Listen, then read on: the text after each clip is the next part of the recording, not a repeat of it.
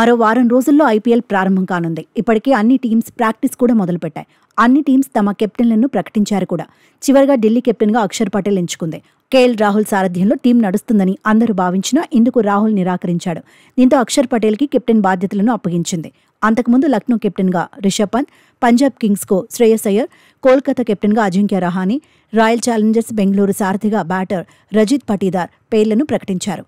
వీరంతా భారతీయులే.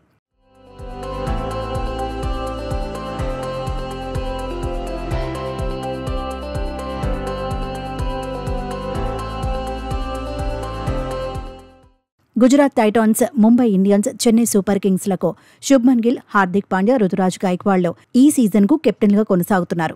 వీరు కూడా అందరూ భారతీయులే. హైదరాబాద్కు తప్ప ఢిల్లీ కెప్టెన్గా అక్షర్, రాహుల్తో పాటు దక్షిణాఫ్రికా బ్యాటర్ ట్రిస్టన్ స్టబ్స్ పేరు కూడా వినిపించింది.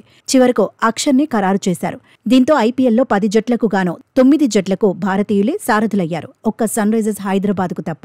ఈ ఫ్రాంచైజీకి Australia captain, pace bowler Pat Cummins సారథిగా ఉన్నారు.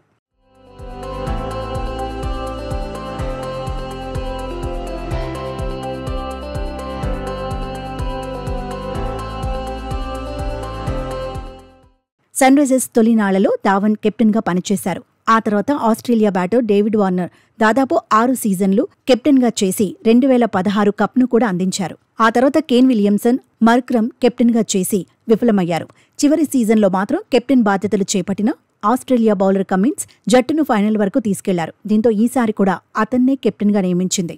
అయితే నెటిజన్లు మాత్రం ఈ ఫ్రాంచైజీకి ఇండియన్ కెప్టెన్ అయితే బాగుండని అంటున్నారు. అది కూడా తెలుగు యువ ఆల్రౌండర్ నితీష్ కుమార్ రెడ్డి అయితే బాగుంటుందని సూచిస్తున్నారు.